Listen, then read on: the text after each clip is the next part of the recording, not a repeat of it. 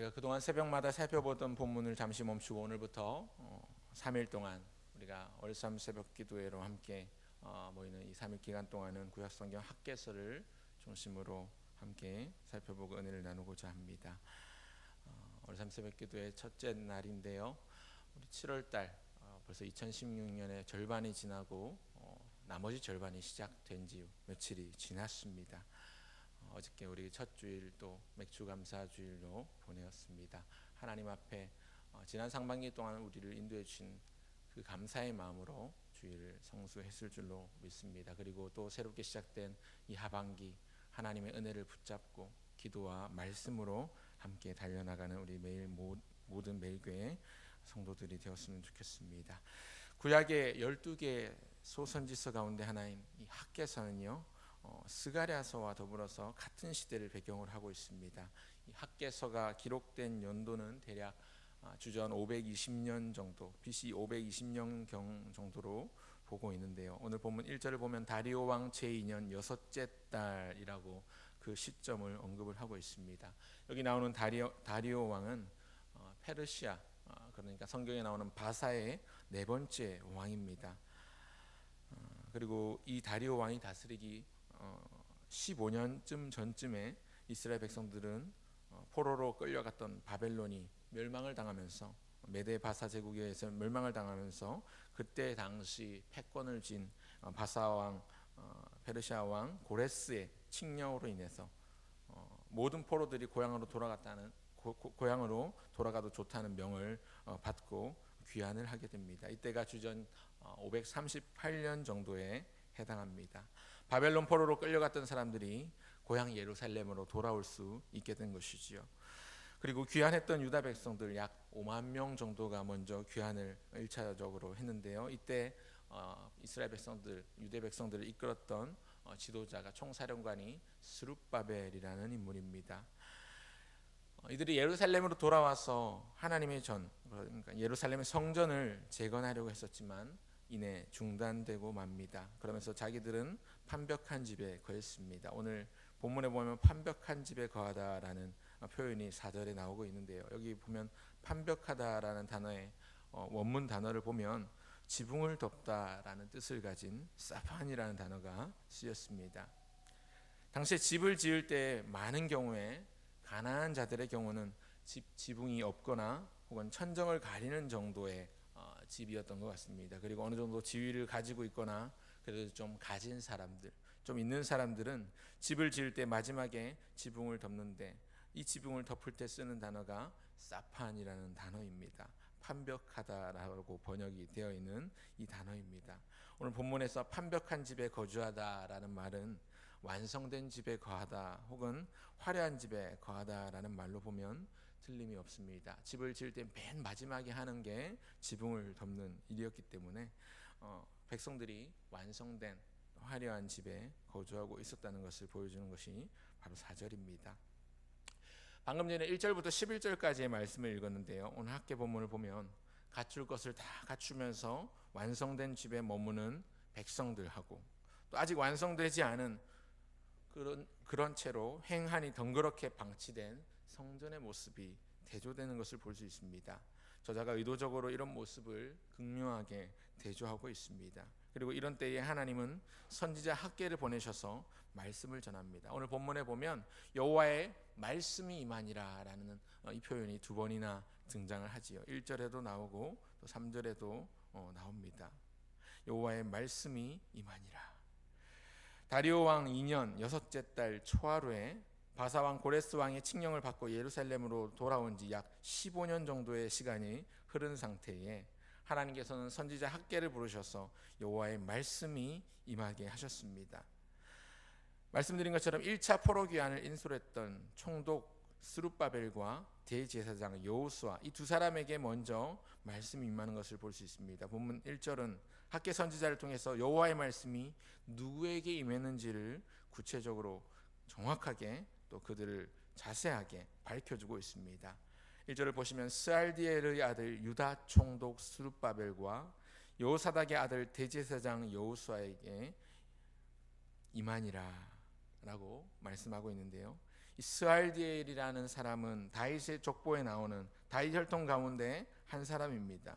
그리고 그의 아들, 지금 총독이라고 신분도 얘기하고 있는 이 사람 지도자죠. 스룹바벨입니다.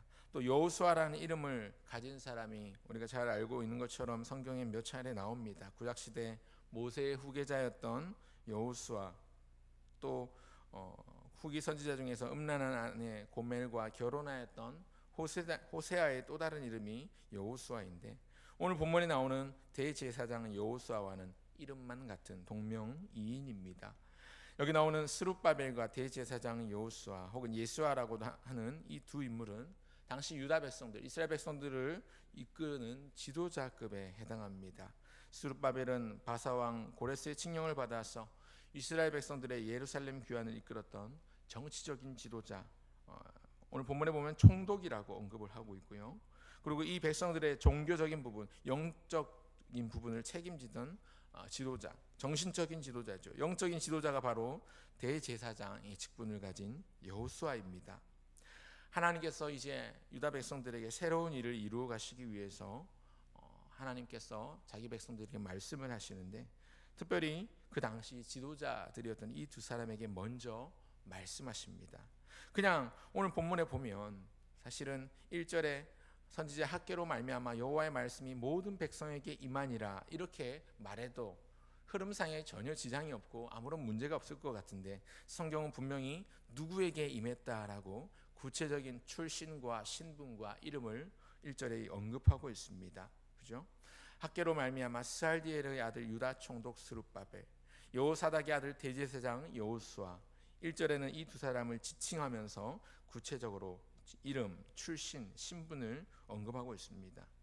목적과 의도가 분명히 있는 것입니다. 당시 백성들을 이끄는 정치 지도자, 또 영적인 지도자, 이 두 축에게 하나님께서 말씀하십니다. 오늘 주님의 교회, 하나님의 교회에 하나님께서 새로운 일을 행하심에 있어서 먼저 보여주시는 모습은 교회의 지도자급에 해당하는 사람들에게 말씀이 먼저 임하는 은혜를 주신다는 점입니다. 교회의 직분자들, 오늘 이 자리에도 우리 중직자분들 많이 오셨는데요. 장로, 권사, 안수집사, 또 사랑방 리더로 수고하시는 분들, 또 교회학교 교사로 수고하시는 분들, 또 이런 분들 이외에도 교회 안에서 주도적인 역할을 하시는 모든 자기 백성들, 리더죠. 주도적인 어떤 역할을 하는 사람들, 이런 사람들에게 하나님의 말씀이 먼저 임하는 것을 저는 또 믿습니다. 이 시간에 나오신 저와 여러분이 우리 매일교회 리더이신데요, 영적인 흐름을 또 어떤 행정적인 또 어떤 여러 가지로 교회를 섬기는 가운데 리더로 세워주신 분들일 텐데, 오늘 저와 여러분에게 먼저 하나님의 말씀이 임하게 될 줄로 믿습니다. 그런데 보시면요, 말씀드린 것처럼 포로에서 귀환한 백성들이 황무하고 폐허가 된 초라한 예루살렘으로 돌아와서 가장 먼저 한 일은 여호와의 전, 성전을 건축하려고 했던 일이었습니다. 하지만 말씀드린 것처럼 곧 중단되었습니다. 왜 중단되었는가? 주전 538년, BC 538년에 당시 바벨론을 무너뜨리고 패권을 차지한 바사왕 고레스가 바벨론의 포로로 끌려갔던 유다 백성들에게 귀환을 명해서 맨 처음으로 예루살렘에 돌아왔던 사람들이 그 다음해인 537년에 파괴된, 그래서 황폐해진 예루살렘 성전을 재건하는 공사를 시작했습니다. 근데 막상 공사를 시작하고 성전을 재건하려고 하다 보니까 주변에 있던 사람들의 방해에 부딪히게 된 것입니다. 사마리아 사람들이 그 앞에 있었습니다. 유대인들이 예루살렘으로 돌아오면서 이웃에 거주하던 사마리아 사람들이 불안해하는 것이죠. 사마리아 사람들은 예루살렘이 아닌 자신들이 축복의 산이라고 여겼던 그리심산에다가 처소를 마련해서 하나님을 찾고 오밀조밀 옹기종기 모여서 살았는데, 유대인들이 다시 돌아와서 예루살렘 성전을 재건한다고 했을 때에 당연히 반대를 할 수밖에 없었던 것이죠. 저들이 도시를 다시 건축하려고 한다더라, 뭔가 위기의식을 느끼는 것이죠. 그러면서 유다 백성들이 반란을 준비한다는 소문을 냅니다. 그리고 결과적으로 그 소문이, 그 보고가 바사 왕이 있는 수산에 있는 중앙정부에까지 들어갑니다. 유대인들이 반란을 준비하고 있다라는 점입니다. 그런 소문을 바사의 왕이 듣게 됩니다. 근데 마침 바사의 당시 네 번째 왕이었던 이 다리오 왕이 이런 보고를 받을 당시에는 바사가 경제적으로 또 정치적으로 어려움을 겪고 있던 때였습니다. 그런데 때마침 사마리아 사람들의 말을 들어보니까 예루살렘으로 돌려보냈던 그 유대인들이 쿠데타를 준비하고 있는 것 같다고 합니다. 다리오 왕이 가만 보니까 득될 게 없지 않습니까? 그러니까 당연히 성전 재건 중단을 명합니다. 돈 들어갈 일 가급적이면 줄여야지 생각을 한 거겠죠. 경제적으로 어려움을 겪고 있으니까, 또 외교적으로 정치적으로 궁지에 몰려 있으니까 만약에 유대인들이 다시 반란을 일으켜서 자기들의 나라를 건설한다고 하면 이거 눈의 가시처럼 밟히겠다라는 판단을 한 것이지요. 그래서 성전 재건 중단을 명하고 성전 재건이 그대로 멈춰집니다. 그리고 나서 약 15년 정도의 시간이 흐릅니다. 오늘 본문 2절에 나온 것처럼 아직 여호와의 전을 건축할 시기가 이르지 아니하였다라고 말하면서 성전 재건의 의지가 없는 상태라는 것을 우리는 볼 수 있습니다. 그런데 앞뒤 전후 문맥을 고려해서 2절을 가만히 살펴보면 처음에 성전 재건 작업이 중단된 것은 15년 전에 사마리아 사람들의 방해 때문이었지만, 그리고 다리오 왕이 그 성전 재건을 중단시킨 이유 때문이었지만, 이 세월이 흐르면서 그들의 방해가 약해지거나 혹은 그 방해가 사라졌을 텐데도 불구하고 여전히 사람들은 성전을 재건하고자 하는 의지가 없습니다. 왜냐하면 당시 예루살렘을 중심으로 한 이 유다 지역에는 극심한 기근과 가뭄 때문에 힘들고 어려운 상황이었습니다. 그리고 무엇보다 성전 재건 작업을 중단한 지 꽤 많은 시간이 흘렀지요. 무려 1, 2년도 아니고 15년 혹은 16년이라는 시간이 흐르면서 사람들의 마음 가운데는 꼭 이것을 해야만 하나 하는 아니한 생각이 든 거지요. 그래서 아직 때가 이르지 않았다고 판단하고 그렇게 말하고 있는 것입니다. 1장 2절을 보십시오. 만군의 여호와가 이같이 말하여 이르노라. 이 백성이 말하기를 여호와의 전을 건축할 시기가 이르지 아니하였다 하느니라. 여러분, 누구라도 그런데 이런 과오를 범할 수 있지요. 여러분, 우리가 과거에 신앙생활을 열심히 하던 사람이라도 어떤 상황 때문에, 어떤 형편이나 어떤 환경의 문제로 신앙생활을 잠시 내려놓아야 되는 상황이 있을 수 있습니다.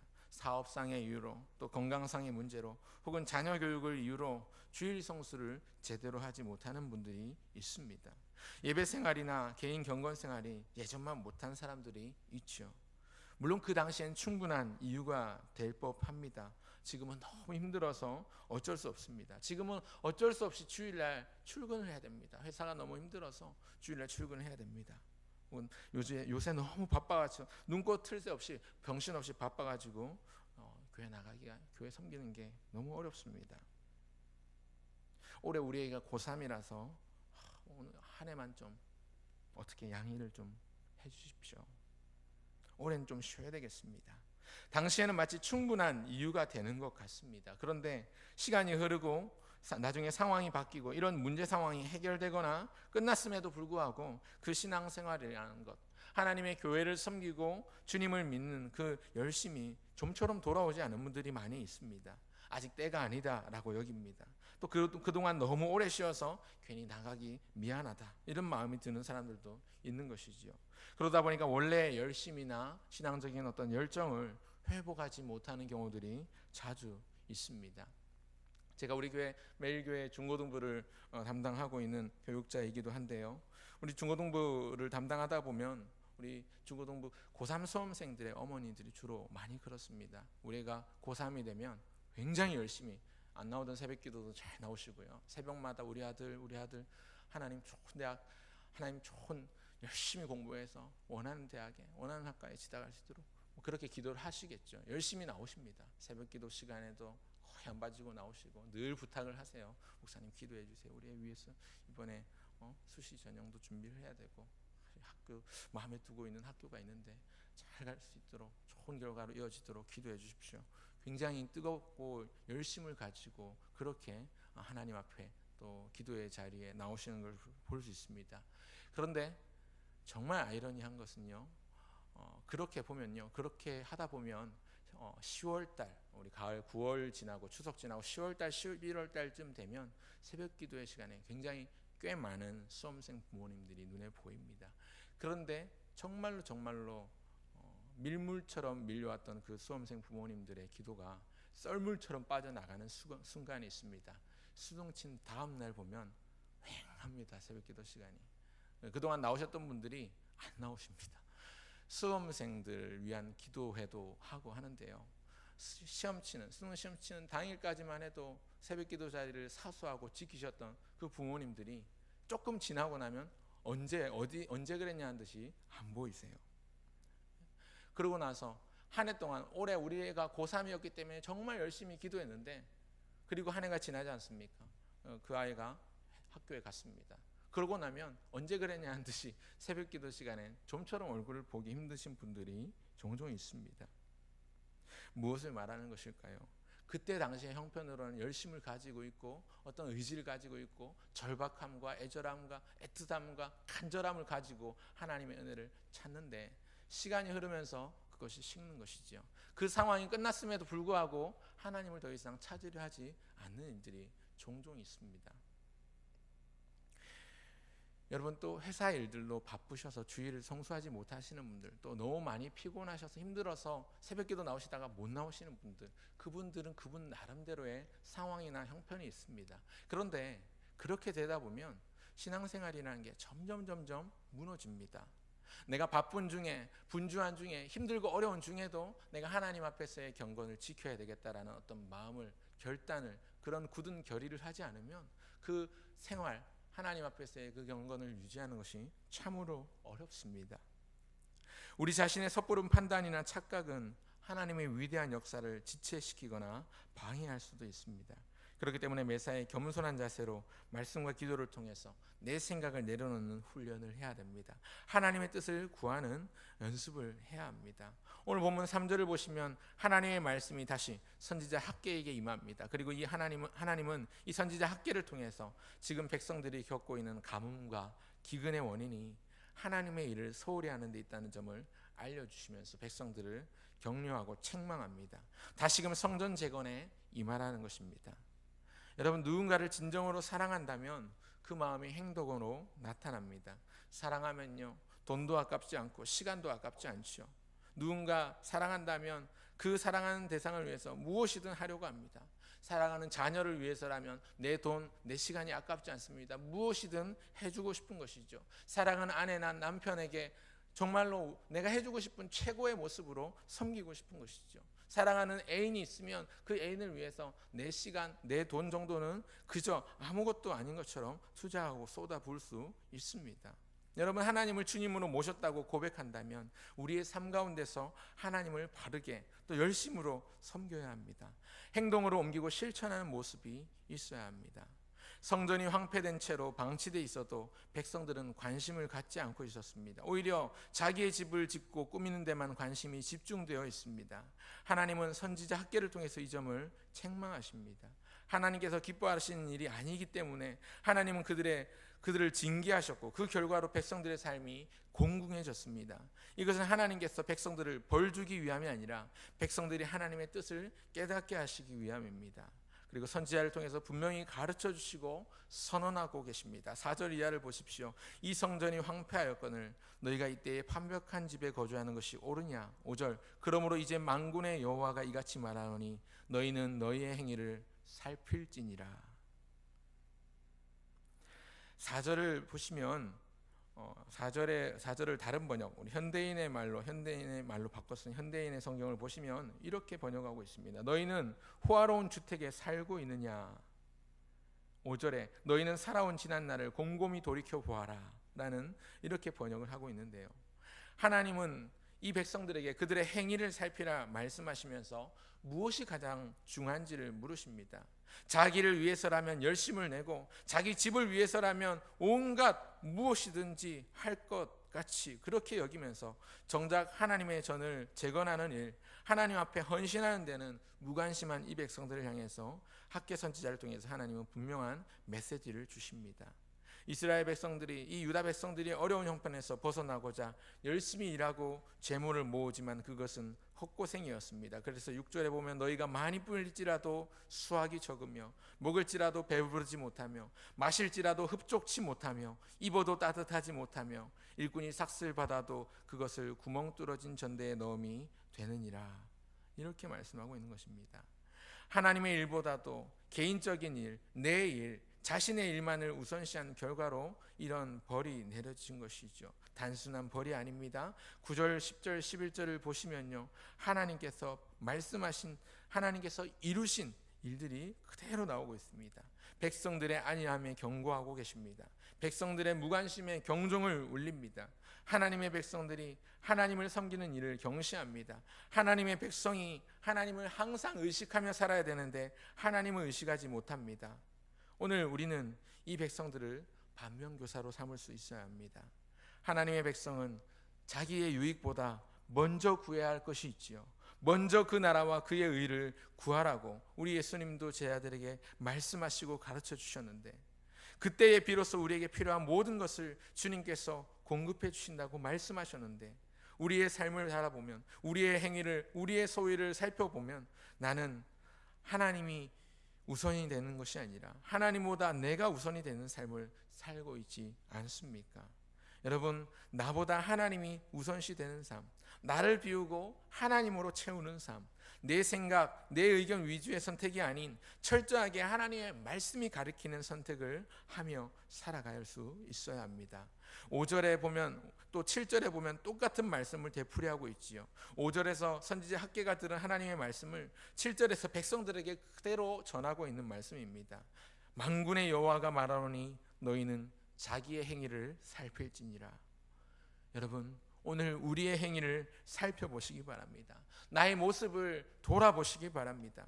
점검해 보시고 확인해 보시기 바랍니다. 먹고 사는데 바빠서 교회에 어떻게 되든 무관심하게 방치하고 있지 않은지, 중직자 여러분, 리더 여러분, 교사 여러분, 내 일에 바빠서 내 사업이나 내 직장 혹은 내 학업이나 우리 집안일에만 마음을 쓰는 바람에 교회의 영적인 상태가 어떻게 되어도 누군가 나서겠지, 교육자들이 다 알아서 하겠지, 아무도 자원하지 않고 섬기려 하지 않는 모습이 혹 내 모습은 아닌지 여러분 돌아보시고 자기의 행위를 살피시길 바랍니다. 오늘 선지자 학개가 강조하고 있는, 두 번에 걸쳐서 강조하고 있는 이 말씀, 저도 여러분에게 말씀드립니다. 만군의 여호와가 말씀하십니다. 우리는 우리의 행위를 살펴보아야 합니다. 여러분, 그리고 돌이켜 나오시길 바랍니다. 오늘 본문에서 여호와의 성전을 재건하라는 이 하나님의 명령이며 요구인 이것은 단순히 건물을 지으라, 이런 건물을 만들라는 얘기가 아닙니다. 하나님의 임재가 머무는 곳이 바로 여호와의 성전인데 그곳을 회복하라는 말씀이시죠. 예배를 회복하라는 말씀입니다. 언제였는지조차도 가물가물한 하나님의 임재를 다시 경험하도록 예배의 단을 쌓으라는 말입니다. 담임 목사님께서 안식년 또 연구년 중으로 부재 중이신데요, 이런 때에 정말로 우리가 지켰던 우리의 자리를 지켜야 하지 않겠습니까? 타성에 젖어서 혹은 상황이나 환경을 이유로, 형편을 이유로 그 자리를 지키지 못하고 그저 내 집만, 그저 내 앞가림만 하기에도 바빠서 내 코가 석자라서 치는 거 아무것도 할 수 없습니다라는 핑계 아닌 핑계를 대고 있는 우리의 모습은 아닌지 돌아봅니다. 이제 말씀을 맺으려고 합니다. 많은 경우에 많은 목사님들이 예배당 건축을 앞두고서 주로 성도들에게 이 학개서 말씀을 전하는 것을 보았습니다. 물론 이 학개서는 성전을 재건하라, 성전을 건축하라라는 메시지가 분명히 담겨 있긴 합니다. 그러나 그것이 건물을 쌓아 올리라라는 것으로 단편적으로 그렇게 편협한 해석을 하는 것은 사실 옳은 해석은 아닙니다. 여호와의 성전이 의미하는 것은 하나님의 임재가 머무는 것이죠. 곧 예배를 말한다고 할 수 있습니다. 오늘날로 바꿔볼 때 우리가 단순히 예배당 건물을 새로 하나 지어야 되겠다, 옆에 식당을 사서 교육관 하나 새로 올려야 되겠다, 이런 적용이 아니라 우리의 영적인 상태를 돌아보고 점검하면서 우리 교회의 영적인 상태는 과연 어떠한지를 진단하고 돌아볼 수 있어야 한다는 것입니다.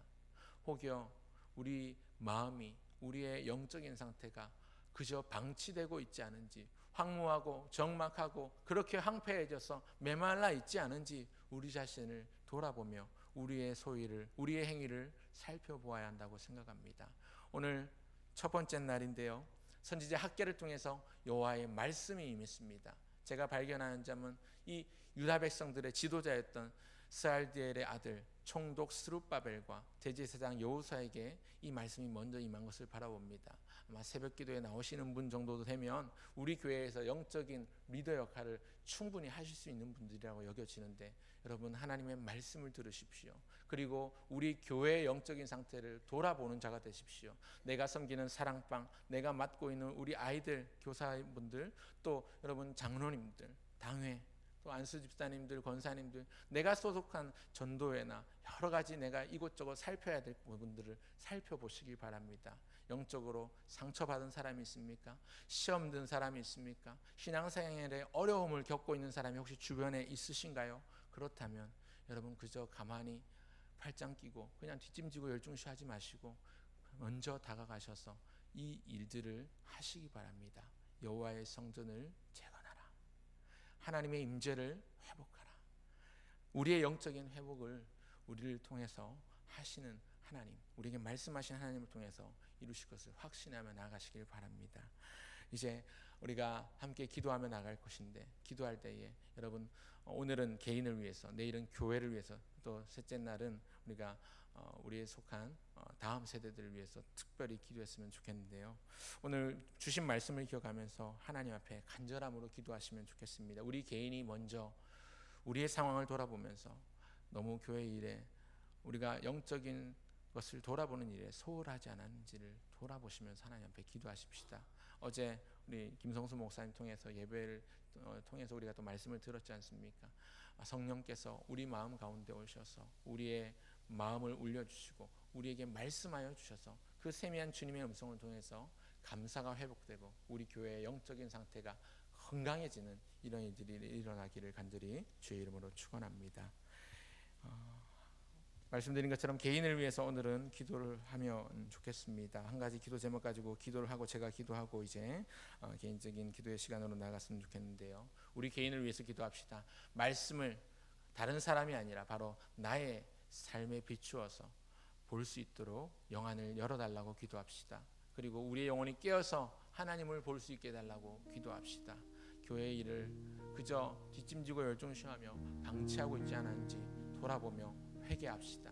성령께서 우리의 마음을 감동케 하사 애통할 마음, 회개할 마음을 허락해 주시기를 소원합시다.